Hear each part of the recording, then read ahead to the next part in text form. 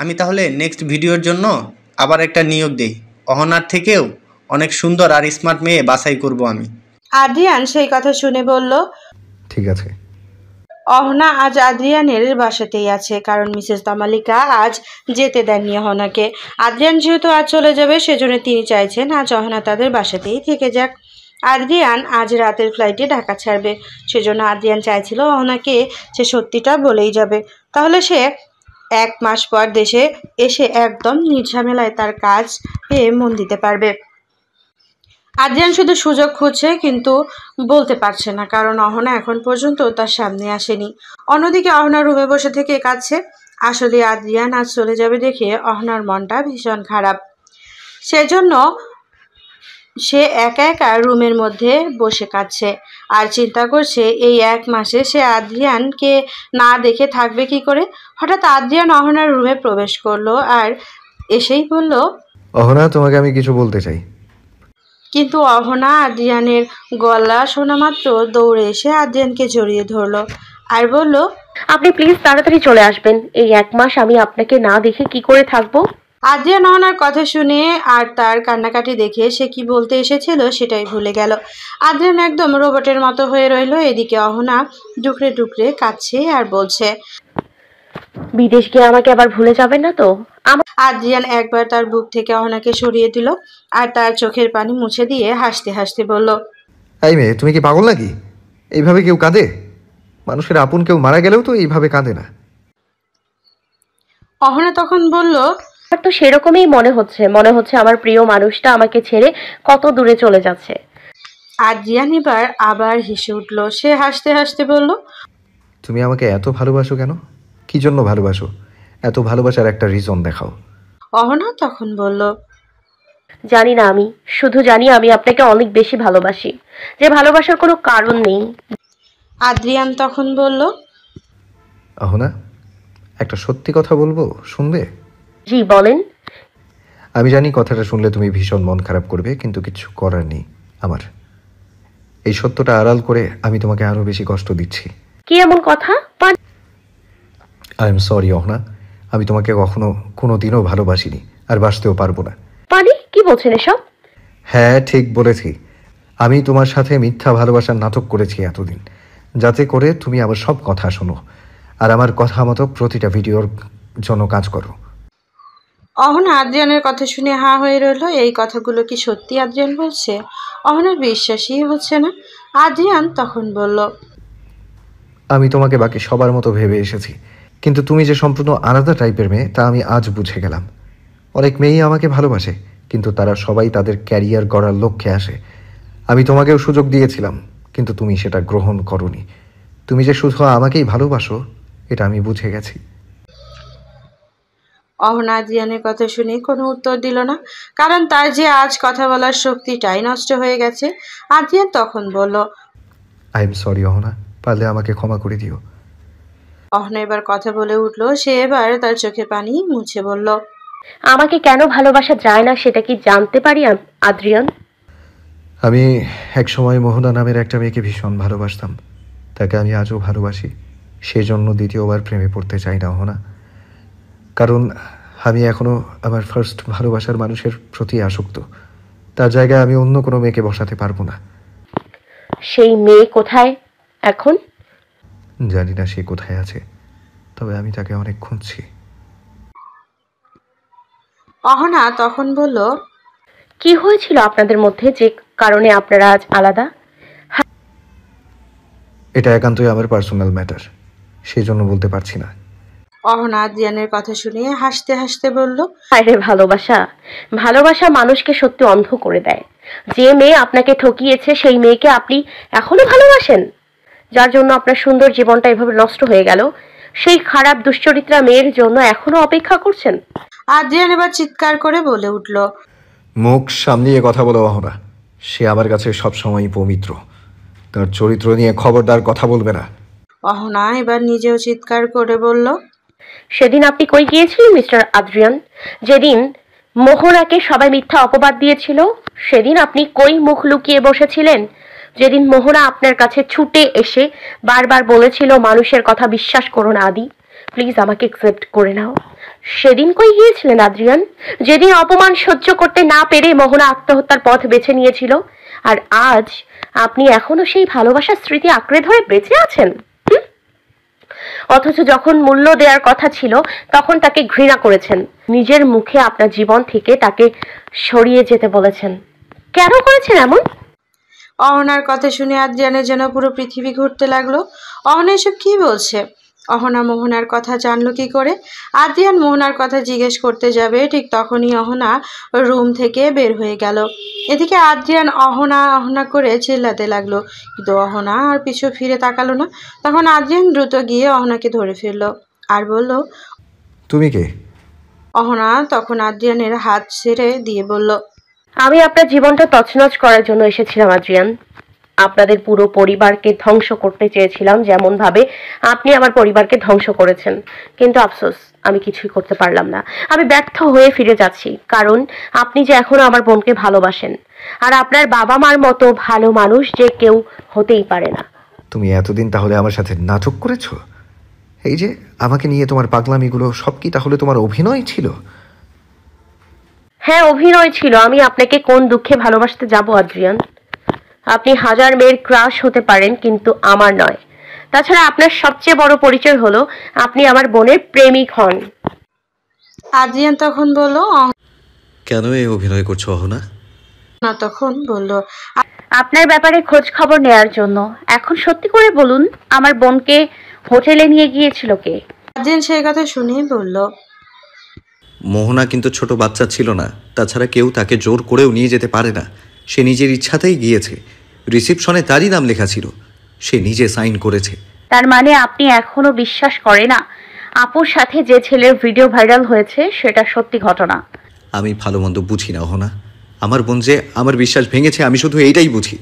মোহনা যে হোটেলে খারাপ কাজ করতে গিয়ে ধরা পড়েছে সেটা কিন্তু মিথ্যা না। আমি বা তুমি যতই চিল্লাচিল্লি করি না কেন, এত বড় সত্যটা কিন্তু মিথ্যা হয়ে যাবে না। অহনা তখন হাসতে হাসতে বলল, আপনি আমার বোনকে মিসও করেন, আবার তাকে অপরাধীও ভাবেন। ব্যাপারটা ঠিক নিতে পারলাম না আদ্রিয়ান। অনেক নাটক করেছো তুমি। প্লিজ এখন আর আমার মাথাটা গরম করো না। আমি ভুলে গেছি সব। দয়া করে এসব পুরাতন কথা নতুন করে জাগিয়ে তোলো না। যাও, এখন তুমি তোমার রাস্তা দেখতে পারো। এত তাড়াহুড়ো কেন করছেন আদ্রিয়ান? আমি অনেক অপমান আর লাঞ্ছনা সহ্য করে এই পর্যন্ত এসেছি। এমনি এমনি? তাহলে কি করতে চাচ্ছ তুমি? আমি যা করব সেটা আমার নিজের প্ল্যান অনুযায়ী করব। সেজন্য আমি চাচ্ছি আপনি আমাকে সঠিক তথ্য দিয়ে সাহায্য করবেন। আদ্রিয়ান তখন চিৎকার করে বলল, স্টপ অহনা, প্লিজ। আমার আর এসব শুনতে ভালো লাগছে না। তুমি চলে যাবা এখন? এত উত্তেজিত হচ্ছেন কেন আপনি? আপনি তো নির্দোষ, তাই না? হ্যাঁ, আমি নির্দোষ।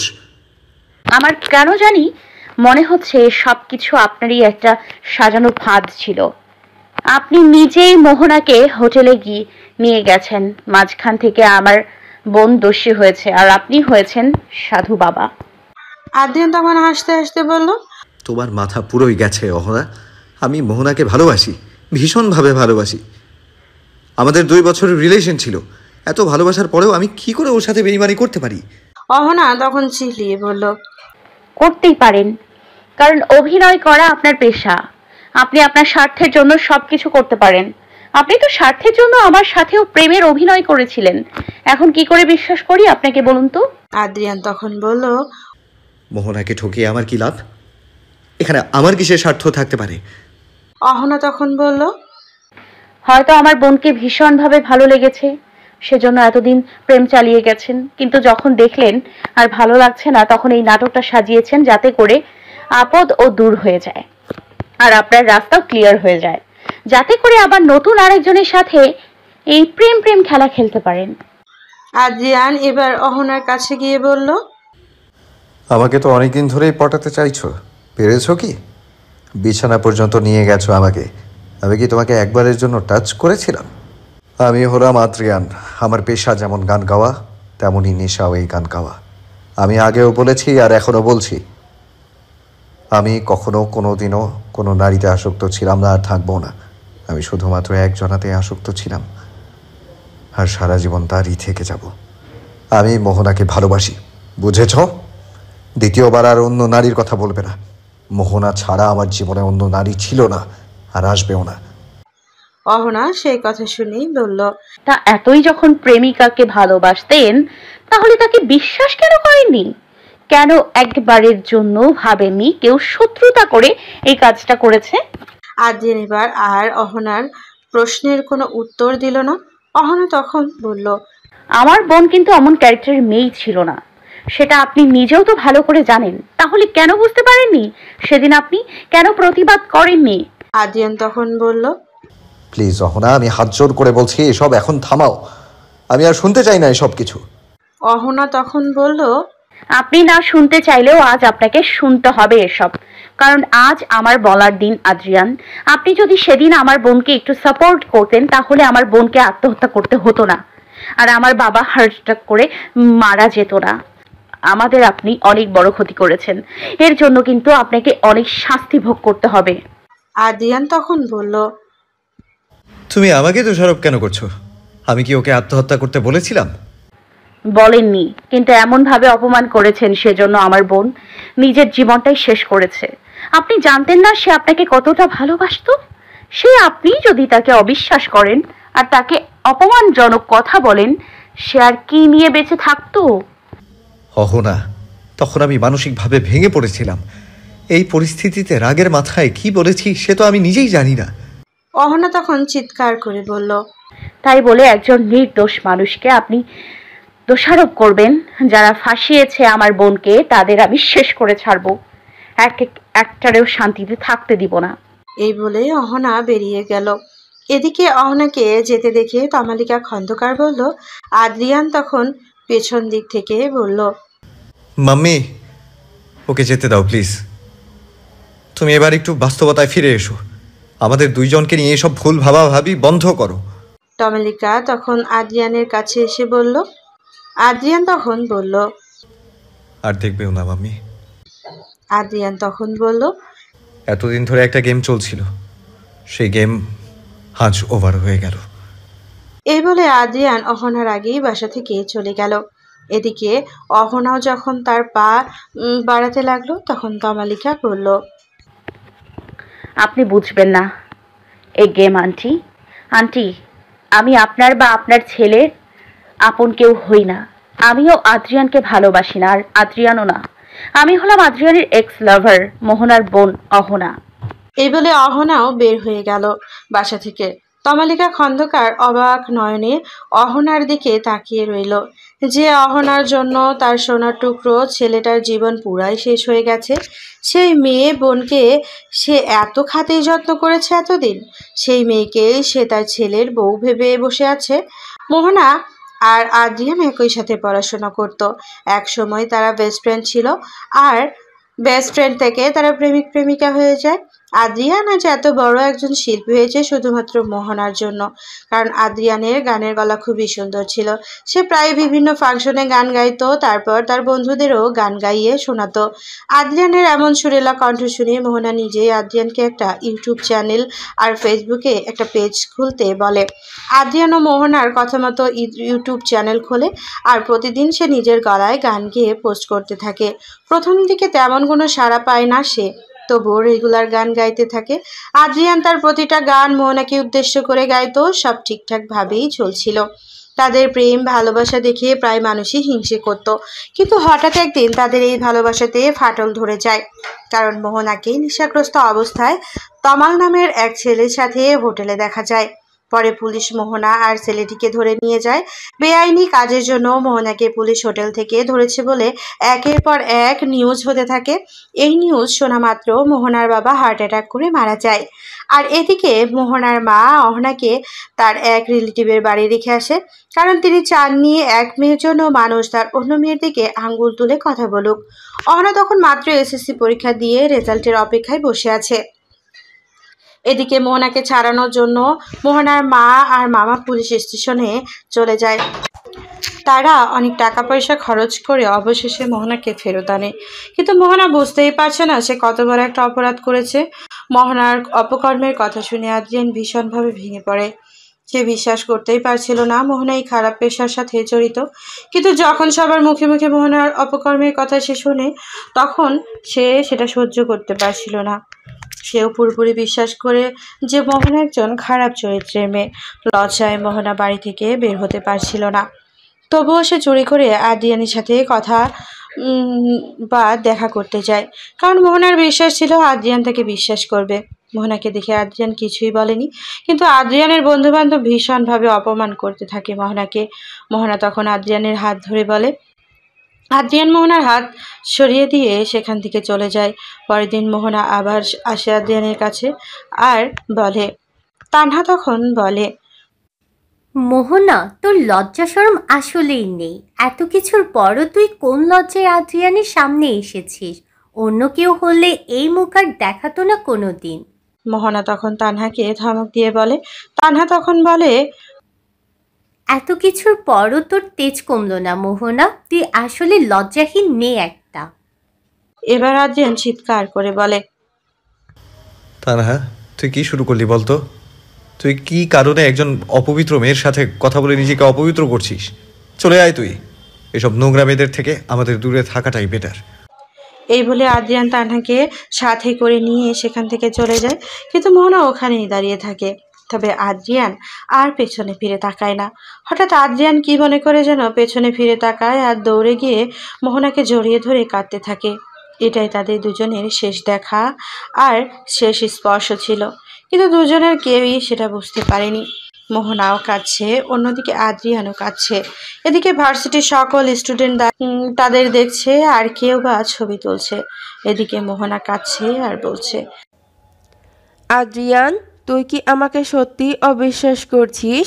বিশ্বাস কর, আমি এসবের কিছুই জানি না। কেউ বিশ্বাস না করলেও অন্তত তুই বিশ্বাস কর প্লিজ। আদ্রিয়ান তখন মোহনার মুখে হাত দিয়ে বলে, এখন এসব বাদ দে, ভুলে যা সব। যা হবার হয়ে গেছে। কে কি বলল তাতে আমার যায় আসে না। আমি তোকে বিয়ে করতে চাই। তুই কাল কাজী অফিসে চলে আসিস। মোহনা তখন বলে। কিন্তু তোর বাবা মাকে না বলে এভাবে বিয়ে করাটা কি ঠিক হবে? আদ্রিয়ান তখন বলে, তুই কি আমাকে বিয়ে করতে চাস? যদি রাজি থাকিস তাহলে আসিস, কারণ আমার ফ্যামিলি কখনোই মেনে নিবে না তোকে। কিন্তু কোনো কিন্তু নয়। কিন্তু হঠাৎ এক সপ্তাহ পরে মোহনার ঝুলন্ত দেহ উদ্ধার হয় তার নিজের বাড়ি থেকে। আদ্রিয়ান এই নিউজ শোনার পর প্রায় 1 মাস ধরে হাসপাতালে ভর্তি ছিল, কারণ সেও আত্মহত্যা করতে ধরেছিল। ছুরি দিয়ে নিজের শরীরে ক্ষতবিক্ষত করেছিল।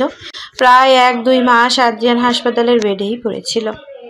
পরে তার বন্ধুরা তাকে বিভিন্নভাবে সান্ত্বনা দেয়, বিশেষ করে তানহা সবচেয়ে বেশি সাপোর্ট করেছে তাকে। উল্লাস, সানিয়া, লিথি তো আছেই। কিছুদিন আদ্রিয়ান মোহনার জন্য পাগলামি করলেও পরে সে স্বাভাবিক হয়ে যায়। মোহনার স্মৃতিকে ধরে রাখার জন্য সে নতুন করে গানের জগতে ফিরে আসে আর একের পর এক গানের ভিডিও ইউটিউবে ছাড়তে থাকে। শেষমেশ দীপান্বিতা গানের মাধ্যমে সে জনপ্রিয়তা লাভ করে। তারপর থেকে আদ্রিয়ানকে আর পেছনে তাকাতে হয়নি। এতদিন অন্যের গান নিজের কণ্ঠে গাইলেও বর্তমানে সে নিজের সুর করা আর নিজেরই বানানো গান কণ্ঠ দেয়। মোহনার মৃত্যুর কথা শুনেও তার মা অহনাকে আসতে দেয়নি। অহনা অনেকবার গ্রামে আসতে চেয়েছে, তবুও পারেনি আসতে। শেষমেশ কিছুদিন আগে তার মা মারা যায়। তারপর সে তার গ্রামে ফিরে আসে। অহনা তার বাড়িতে এসেই তার বোন মোহনার ডায়েরিটা হাতে নেয়। ডায়েরিটা অহনা 1 রাতের মধ্যেই পড়ে শেষ করে। ডায়েরির প্রতিটা পাতা শুধু আদ্রিয়ানকে নিয়ে লেখা। কিছু কিছু কথা পড়ে অহনার চোখ দিয়ে অঝোর ধারায় পানি পড়তে থাকে, কারণ মোহনা যে অসম্ভব ভালোবাসতো আদ্রিয়ানকে, ডায়েরির প্রথম পাতাতেই ছিল। আমার ভালোবাসার আদ্রিয়ান, সে দেখতে যেমন হ্যান্ডসাম তেমনি তার সুর পাগল করার মতো। আমি বারবার শতবার সেই সুরের মাঝে হারিয়ে যেতে চাই। সে যখন আমার বেস্ট ফ্রেন্ড ছিল তখন শুধু আমি ভাবতাম, কেন এই ছেলেটাকে আমার এত ভালো লাগে, কেন তাকে আমার শুধু বেস্ট ফ্রেন্ড মনে হয় না। পরে বুঝতে পারলাম আমি তাকে ভালোবাসি, অসম্ভবভাবে ভালোবাসি। সে ভালোবাসা কোনো কিছু দিয়ে পরিমাপ করা যাবে না। আমি তাকে সারা জীবনের জন্য আমার করে রাখতে চাই। তাকে আমি হারিয়ে যেতে দেব না কখনো, কারণ আমার মতো যে তাকে আর কেউই ভালোবাসতে পারবে না? পুরো ডায়েরি জুড়ে শুধু আদ্রিয়ানকে নিয়ে মোহনার মনের আবেগ অনুভূতি দিয়ে লেখা। মোহনা যে আদ্রিয়ানকে পাগলের মতো ভালোবাসতো এই নিয়ে কোনো সন্দেহ নেই, কিন্তু ডায়েরির শেষ পাতায় 2টা লাইন পড়ে অহনার মনটা খারাপ হয়ে গেল। এই লাইন 2টা পড়তেই বোঝা যায় মোহনা কেন আত্মহত্যা করেছে। মোহনা লিখেছে, আদ্রিয়ান আমাকে অনেক বেশি ভালোবাসে আর অনেক বিশ্বাসও করে। আমাকে নিয়ে যখন পুরো দেশের লোক কানাকানি করেছে, এমনকি আমার পরিবারের প্রতিটা লোকও আমাকে অপমান করেছে, তখনও সে আমার পাশে ছিল, আমাকে বিয়ে করবে বলে জানিয়ে দিয়েছে। কিন্তু আমি কি তার সেই আগের মোহনা আছি, যে ছিল ফুলের মতো পবিত্র, যাকে ছোঁয়ার অধিকার শুধু তার ভালোবাসার মানুষ আদ্রিয়ানের ছিল? আমাকে তো এখন অন্য পুরুষ ছুঁয়েছে। আমি কি এতটাই স্বার্থপর মেয়ে? আদ্রিয়ান এখন যতই আমাকে ভালোবাসুক, আমার কাছে কেন জানি তার সহানুভূতির মতো মনে হচ্ছে সে আমাকে দয়া করছে, কারণ তার যে একটা কথা আমি কখনো ভুলতে পারবো না। সে যখন তানহাকে বলল, তুই কি কারণে একজন অপবিত্র মেয়ের সাথে কথা বলে নিজেকেও অপবিত্র করছিস তানহা? চলে আয় তুই। এসব নোংরা মেয়েদের থেকে আমাদের দূরে থাকাটাই বেটার। এই কথাটা কেন জানি বারবার আমার কানে বাজছে। কেন বাজছে আমার কানে? কেন আমি সারাক্ষণ শুধু এই কথাটাই শুনতে পাচ্ছি? এই জন্য অহনা আদ্রিয়ানকে প্রমাণ করার জন্য তার সাথে এমন ভালোবাসার অভিনয় করেছে।